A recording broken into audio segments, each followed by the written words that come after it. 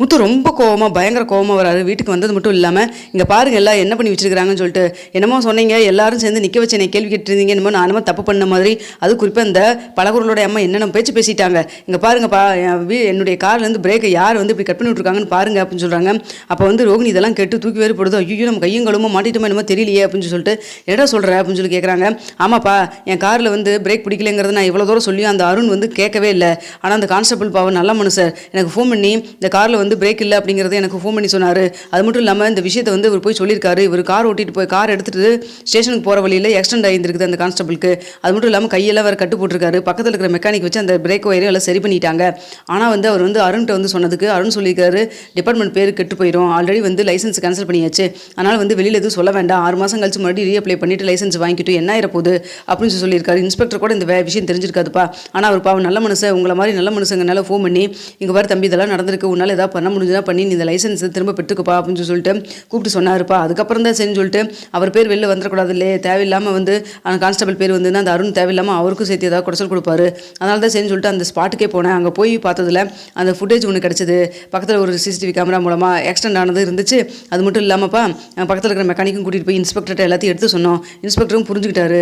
புரிஞ்சுட்டு மட்டும் இல்லாமல் இங்கே பாரு தம்பி, உன்னை சுற்றி ஏதோ சதி நடக்கிற மாதிரி இருக்குது, பார்த்து இருந்துக்கோ, பிரேக் ஒருத்தங்க கட் பண்ணி விடுற அளவுக்கு ஏதோ பகை நடக்குது, இது பரவாயில்ல, நீ அன்றைக்கி கூட அந்த வண்டி வேலை முட்டதுனால பரவாயில்ல, வேறு ஏதாவது ஆயிருந்தா அல்லது ஸ்கூல் வேலை விட்டுருந்தாலும் என்ன இருக்கும் அப்படிங்கிற மாதிரி என்னை நல்லா பாராட்டி தான் பேசினார். ஆனால் லைசன்ஸையும் சேர்ந்து திரும்ப கேன்சல் பண்ணதால் திரும்ப கொடுத்துறேன்னு சொல்லிட்டாருப்பா. ஆனால் இதில் என்ன தெரியுமாப்பா, எனக்கு அதை கேட்டணும் என்னால் தாங்கவே முடியல. யார் இந்த பிரேக் கட் பண்ணியிருப்பாங்கன்னு சொல்லிட்டு எனக்கு ஒரே இது. ஏன்னா காரை வெளியில் நைட்டு நிறுத்திட்டு வரேன், நைட்டு தூங்கிட்டு காலையில் எழுந்திரிச்சு போகிறதுக்குள்ள இந்த வேலையை பண்ணியிருக்காங்க. இது பண்ணுறவங்க நாளைக்கு வேறு ஏதாவது பண்ணிட்டா என்ன பண்ணுறது அப்படின்னு சொல்லிட்டு பயந்துட்டு தான் பக்கத்தில் இருக்கிறவங்ககிட்ட யாரையா விசாரிக்கணும்னு சொல்லி நினச்சிட்டு நம்ம வீட்டுக்கு முன்னாடி வந்தேன். அப்போ தான் வீட்டுக்கு நின்றுட்டு இப்படின்னு சொல்லி பார்க்குறப்ப தான் பக்கத்து வீட்டில் சிசிடிவி இருந்தது. அங்கே போய் பார்த்தப்ப தான் தெரிஞ்சது இந்த பார்லர் நம்மளுடைய லட்சணம். இதாவது சிட்டிக்கிட்ட சாவி எடுத்து கொடுத்துருக்காங்க. சிட்டி தான் இப்போ இந்த வேலையெல்லாம் பண்ணியிருக்கான் அப்படின்னு சொல்கிறாங்க. என்னடா சொல்கிற அப்படின்னு சொல்லிட்டு விஜயா அண்ணாமலை எல்லாரும் ரொம்ப ஷாக்காக கேட்குறாங்க. ஆமாப்பா, இதாப்பா நடந்திருக்குதுங்க பாருங்க அப்படின்னு சொல்லிட்டு அந்த வீடியோவை போட்டு காமிக்கிறாங்க. என்ன ரோகிணி இதெல்லாம் அப்படின்னு சொல்லிட்டு ரொம்ப கோவப்பட்டு அண்ணாமலை சத்தமாக கத்துறாரு.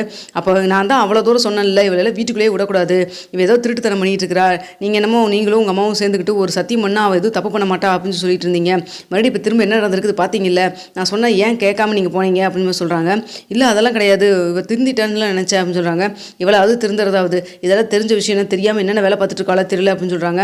அப்போ மனோஜ் இந்த லட்சத்தில் என்னை வேறு பேசலங்கிற, அம்மா நான் இவகிட்ட பேசாமல் இருக்கிறதுக்கு காரணம் நீங்கள் தான் சொல்லிட்டு உங்களையும் என்னையும் ஏதாவது பண்ணால் கூட பண்ணுவாப்பா. முந்தானத்து கூட அவள் எந்திரிச்சு போகிறப்போ என்னத்துக்கு எந்திரிச்சு போனேன்னு சொல்லி கேட்டதுக்கு, தூக்கத்தில் நான் தண்ணி இல்லை அதனால தான் எடுத்துகிட்டு வர போனேன்னு சொல்லி சொன்னால். அப்போவே நான் பார்த்தா பக்கத்து டேபிளில் வாட்டர் பாட்டில் தண்ணி இருந்துச்சு. சரி ஓகே ஏதோ சொல்கிறா, காலையில் பேசிக்கலாம், தூக்க கலக்கமாக இருக்குன்னு சொல்லிட்டு நான் தூங்கிட்டேன். காலையிலையும் நான் ஷோரூம் போகிறேன், இதுக்கு அவசரத்தில் நான் போயிட்டேன், அதை பற்றி நான் பேசவே இல்லை. இந்த லட்சத்தில் என்கிட்ட பேச மாட்டியா பண்ண மாட்டியா அப்படி இப்படின்னு என்னென்னமோ பேசிட்டு இருக்கிறாமா அப்படின்னு சொல்கிறாங்க. ஓ இது வேறு நடக்குதா, அதைத்தான் சொன்னேன், இவளை வீட்டுக்குள்ளே விடக்கூடாது. டே மனோஜ் நான் சொல்கிற பேச்சு கேளுடா, இவளோட நல்ல பொண்ணை நான் உனக்கு பார்த்து கல்யாணம் பண்ணி வைக்கிறேன், டைவர்ஸ்க்கு அப்ளை பண்ணிடலாம்டா அப்படின்னு சொல்கிறாங்க. விஜயா என்ன பிரச்சனை அங்கே நடந்துட்டு இருக்குது, நீ என்ன பேசிட்டு இருக்கிற, ஏரோகு நீ இப்பெல்லாம் நீ பண்ணுற, ஒரு நிமிஷம் அவனுக்கு ஏதாவது பிரச்சனை இருந்தாலோ இல்லை அந்த காருக்கு தேவையில்லாமல் திருப்பி ஏதாவது குழந்தைக்கு போகிற வண்டி மேலே விட்டுருந்தாலோ யாருக்கு இந்த பாவம்லாம் அது சேரும், கொஞ்சம் கூட உனக்குலாம் அறிவே இல்லையா அப்படின்னு சொல்லிட்டு பிடிச்சி நல்லா செமத்தியை திட்டி விட்டுறாங்க. இதை கேட்டு இங்கே பாருங்க அங்கிள், நீங்கள் நினைக்க மாதிரிலாம் கிடையாது, நான் சிட்டி சொன்னால எதுவும் பண்ணல அப்படின்னு சொல்கிறாங்க. அதான் பார்த்தாவே தெரியுது, அதில் வீடியோ எல்லாமே கேட்ச் ஆகிருக்கேன். அப்போ சிட்டிக்கு நீயே நீ தான் இப்போ சாவி எடுத்து கொடுத்தியா, அப்போ அவன் சொல்லி பண்ணானா இல்லை நீயே பண்ணியா, நீயே அவனுக்கு காசு கொடுத்து வர வச்சு இவன் முத்து ஏதாவது பண்ணிடலான்னு சொல்லி நினச்சியா, என்ன ஒழுங்காக உருப்படியே சொல்லு அப்படின்னு சொல்லி கேட்குறாங்க. அதெல்லாம் ஒன்றும் இல்லைங்க அங்கிள், அப்படிலாம் கிடையவே கிடையாது, அப்போ எதுக்கு நீ சாவி எடுத்து கொடுத்தா சொல்லு அப்படின்னு சொல்லி கேட்குறாங்க. அப்போ மீனா கேட்குறாங்க, உங்களுக்கு நாங்கள் என்னங்க அப்படி பாவம் பண்ணிட்டோம், எப்போ பார்த்தாலும் இப்படி பிரச்சனை பண்ணிக்கிட்டே இருக்கிறீங்க நீங்கள் அப்படின்னு சொல்கிறாங்க. யார் மீனா பிரச்சனை பண்ணுறாங்க, நீங்கள் 2 பேரும் தான் என் விஷயத்தில் தலையிட்டே இருக்கீங்க அப்படின்னு சொல்கிறாங்க. அப்போ எனக்கு இப்போ தான்ப்பா புரியுது, அன்றைக்கி அவங்க மலேசியா மாமான்னு சொல்லிட்டு ஒருத்தர் கொண்டு நம்ம நிறுத்தினோம்ல, அது நாங்கள் தான் கண்டுபிடிச்சோன்னு சொல்லிட்டு அன்னையிலேருந்து முறைச்சிக்கிட்டும் கோவப்பட்டுக்கிட்டும் பண்ணிட்டு இருக்கிறாங்க. அதுக்கு பழி தீக்கிறது தான் இப்போ என்னை உசுரவே வாங்கிடலான்னு சொல்லிட்டு இதை பண்ணியிருக்கிறாங்கப்பா அப்படின்னு சொல்கிறாங்க. என்ன ரோகிணி இதெல்லாம், அப்போனா அந்த விஷயம் தெரிஞ்சதுனால பரவாயில்ல, இனிமேலாவது நம்ம திருந்தி வாழணும்னு நினைக்காம அதை ஒரு பகையை எடுத்துக்கிட்டு நீ முத்து மீனாவும் பழி வாங்கணும்னு நினைக்கிறியா நீ அப்படின்னு சொல்கிறாங்க. அங்கிள் அப்படிலாம் இல்லை, அப்போ எப்படி தான் இருக்குது சொல்லு அப்படின்னு சொல்கிறாங்க. இங்கே பாருங்கள், தேவையில்லாமல் அவர்கிட்ட பேசிட்டெல்லாம் இருக்க வேண்டாம், அவளை கழுத்தை பிடிச்சி வெளியில் தள்ளுங்க, இனிமேல் அவள் வீட்டுக்குள்ளேயே இருக்கவே கூடாது, மனோஜோடைய வாழ்க்கையை கெட்டு குடிச்சு இந்தளவுக்கு யோசிக்கிறவோ ரவுடி பயலோட சாவகாசம் வச்சுக்கிறவோ எப்படி இருப்பான்னு நினச்சி பாருங்க அப்படின்னு சொல்கிறாங்க.